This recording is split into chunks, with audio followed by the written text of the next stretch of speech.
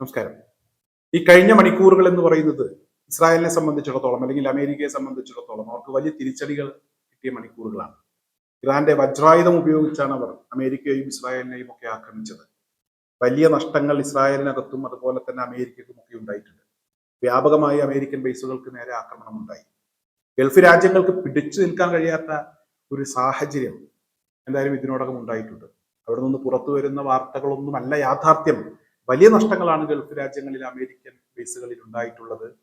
എന്നാൽ ഇത്തരത്തിൽ ഇറാന്റെ ആക്രമണം ഒരു ഭാഗത്ത് ഈ അമേരിക്കൻ ബേസുകളിലേക്ക് നടക്കുമ്പോൾ ഇസ്രായേലും അമേരിക്കയും ഗൾഫ് രാജ്യങ്ങളിൽ സിവിലിയൻ കേന്ദ്രങ്ങൾ ലക്ഷ്യം വെച്ച്, എണ്ണ സംഭരണശാലകൾ ലക്ഷ്യം വെച്ച്, എണ്ണ ഉൽപാദന മേഖലകൾ ലക്ഷ്യം വെച്ചൊക്കെ ആക്രമണം നടത്തുന്നു എന്ന വാർത്തകൾ പുറത്തു വരുന്നുണ്ട്.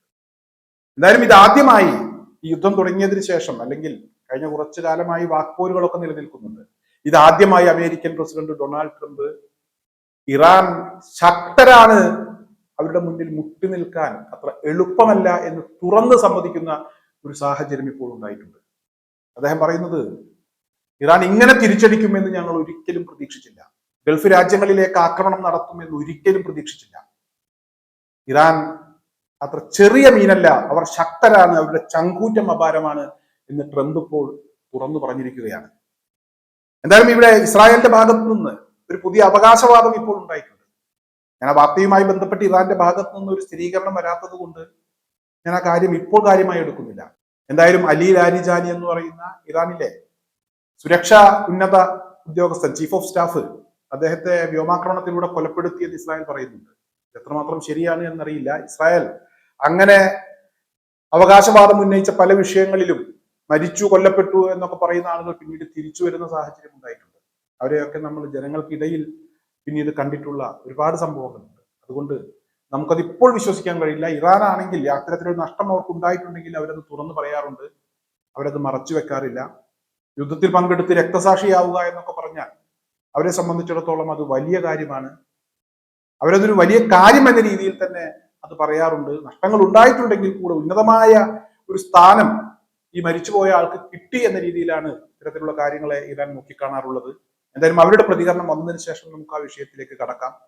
ഇസ്രായേലിനെ സംബന്ധിച്ചിടത്തോളം ഇസ്രായേൽ ഇവിടെ ഇറാനിലേക്ക് വലിയ ആക്രമണങ്ങൾ നടത്തുമ്പോൾ, അമേരിക്ക ഇറാനിലേക്ക് ആക്രമണങ്ങൾ നടത്തുമ്പോൾ ഇറാന്റെ സെജ്ജൽ മിസൈൽ ഉപയോഗിച്ച്, അതായത് ഇനിയും ആയുധങ്ങൾ വരാനിരിക്കുന്നു, ഇതൊരു തുടക്കമാണ്, പുതിയ ആയുധങ്ങൾ എടുത്തു തുടങ്ങിയിട്ടേ ഉള്ളൂ എന്നാണ് ഇറാൻ പറയുന്നത്. കഴിഞ്ഞ 1-2 ആഴ്ചയായി ഇവിടെ ഇറാൻ പുതിയ പുതിയ ആയുധങ്ങൾ നമ്മളെ പരിചയപ്പെടുത്തുന്നുണ്ട്, ഇസ്രായേലിനെ പരിചയപ്പെടുത്തുന്നുണ്ട്, ലോകത്തെ പരിചയപ്പെടുത്തുന്നുണ്ട്. ഫത്താഹ് മിസൈല്, അതുപോലെ തന്നെ കൊറാം ഷഹർ മിസൈല്, ഖൈബർ ഷെക്കാൻ മിസൈല്, അതുപോലെ അവരുടെ പുതിയ പുതിയ ഡ്രോണുകൾ, അതിന്റെയൊക്കെ പ്രഹരശേഷി ഇസ്രായേലും അമേരിക്കയും അനുഭവിച്ചുകൊണ്ടിരിക്കുകയാണ്. ഇതിനിടയിലാണ് സെജ്ജിൽ മിസൈൽ, ആകാശത്ത് ഡാൻസ് ചെയ്യുന്ന മിസൈൽ, ഒരിക്കലും പ്രതിരോധിക്കാൻ കഴിയാത്ത മിസൈൽ ഉപയോഗിച്ച് ഇപ്പോൾ ആക്രമണം തുടങ്ങിയിരിക്കുന്നത്.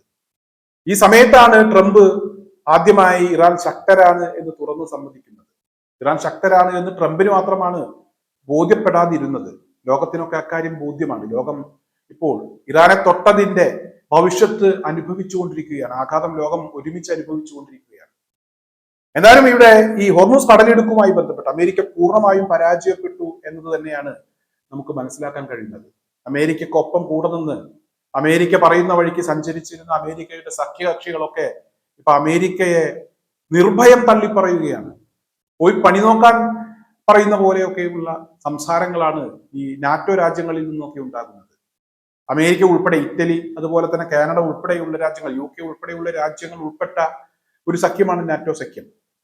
ഈ നാറ്റോ സഖ്യത്തിലെ നാറ്റോ അംഗരാജ്യങ്ങൾ അവരെ അമേരിക്ക ഈ ഹോർമൂസ് കടലിടുക്കിലെ പ്രതിസന്ധി പരിഹരിക്കുന്നതിന് വേണ്ടി പടക്കപ്പൽ അയക്കണം എന്നൊക്കെ അവരോട് ആവശ്യപ്പെട്ടിരുന്നു.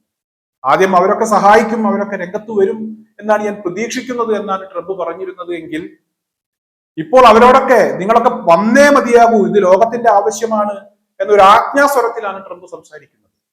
എന്തായാലും ഇതിന് ട്രംപിന് കൊടുത്ത മറുപടി ശരിക്കും പറഞ്ഞാൽ ട്രംപിനെ നാറ്റിച്ചു കളഞ്ഞു ഈ നാറ്റോ ടീം എന്ന് നമുക്ക് പറയേണ്ടി വരും. അതായത് നിങ്ങളല്ലേ ലോക പോലീസ്, നിങ്ങൾക്ക് ചെയ്യാൻ കഴിയാത്തത് എങ്ങനെ ഞങ്ങൾക്ക് ചെയ്യാൻ കഴിയുന്നത്? നിങ്ങൾ തന്നെ തുടങ്ങി വെച്ചത് നിങ്ങൾ തന്നെ അങ്ങ് ചെയ്തു തീർത്താൽ മതി, ഞങ്ങളെ അതിലേക്ക് കൂട്ടണ്ട, ഞങ്ങൾക്ക് അതിനൊന്നും ശേഷിയുള്ള ആളുകളല്ല, അതിന് മാത്രം പണവുമില്ല അങ്ങനെ കത്തിച്ചു കളയാൻ. നിങ്ങൾക്ക് പല ലക്ഷ്യങ്ങളും താല്പര്യങ്ങളും ഒക്കെ ഉണ്ടാകും, ആ താല്പര്യങ്ങൾക്ക് വേണ്ടി നിങ്ങൾ തന്നെ അങ്ങ് പട നയിച്ചാൽ മതി എന്ന് ഇവിടെ UK അതുപോലെ തന്നെ ഇറ്റലിയും കാനഡയും ഒക്കെ പറയുന്ന ഒരു സാഹചര്യം ഉണ്ടായി. സ്വിറ്റ്സർലൻഡ് അവരുടെ വ്യോമ മേഖല ഉപയോഗിക്കരുത് ഇറാനെ ആക്രമിക്കാൻ എന്ന് പറഞ്ഞ് അമേരിക്കയെ പടിയടച്ച് പിണ്ടം വെക്കുന്ന ഒരു സാഹചര്യം ഉണ്ടായി. ലോകം മുഴുവൻ അമേരിക്കക്കെതിരായി തിരിഞ്ഞു ഈ ഹോർമൂസ് വിഷയവുമായി ബന്ധപ്പെട്ട്. എല്ലാവരും ഞാൻ പറഞ്ഞല്ലോ, ലോകം മുഴുവൻ ഇതിന്റെ ഭവിഷ്യത്ത് അനുഭവിച്ചുകൊണ്ടിരിക്കുന്ന ഒരു സാഹചര്യമാണ്. എന്തായാലും അമേരിക്കൻ പ്രസിഡന്റ് ഡൊണാൾഡ് ട്രംപിനെ നാറ്റോ ടീം നാറ്റിച്ചു കളഞ്ഞു എന്നുള്ളത് തന്നെയാണ്. അത്ര വലിയ ഒരു തിരിച്ചടി കിട്ടിയപ്പോൾ ട്രംപ് ഈ കിട്ടാത്ത മുന്തിരി പുളിക്കും എന്നൊക്കെ നമ്മൾ പറഞ്ഞു കേട്ടിട്ടുണ്ട്. അത്തരത്തിലൊരു പ്രതികരണമാണ് നടത്തിയത്. അതായത് അദ്ദേഹം പറയുന്നത്, അവരെ ഞാനൊന്ന് വിളിച്ചു നോക്കിയതാണ്, ഒരു ആപത്ത് ഘട്ടത്തിൽ സഹായിക്കാൻ വരുമോ എന്നറിയുന്നതിന് വേണ്ടി വിളിച്ചതാണ്. അതായത് ട്രംപിന് തന്നെ മനസ്സിലായിട്ടുണ്ട് വലിയ ആപത്തിലാണ് ചെന്ന് പെട്ടിരിക്കുന്നത് എന്ന്. അതൊക്കെ ഇടക്ക് അറിയാതെ അങ്ങ് പറഞ്ഞു പോകുന്നുണ്ട്. എന്തായാലും അങ്ങനെ ഒരു ആപത്ത് ഘട്ടത്തിൽ ഞാൻ അവരെ വിളിച്ചപ്പോൾ അവർ വരുമെന്നാണ് പ്രതീക്ഷിച്ചത്, അല്ലെങ്കിൽ വരുമോ എന്ന് നോക്കുന്നതിന് വേണ്ടി ഞാനൊരു പരീക്ഷണം നടത്തിയതാണ്. എന്തായാലും ആപത്ത് ഘട്ടത്തിൽ കൂടെ നിൽക്കുന്നവരെല്ലാം അവരെന്ന് എനിക്ക് മനസ്സിലായി.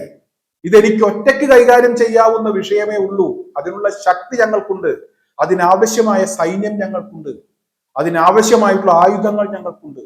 അതെടുത്ത് ഞാൻ കൈകാര്യം ചെയ്തോളാം, ഈ പ്രശ്നം ഞാൻ പരിഹരിക്കും എന്ന് തന്നെ ട്രംപ് വീമ്പിളക്കുകയാണ്.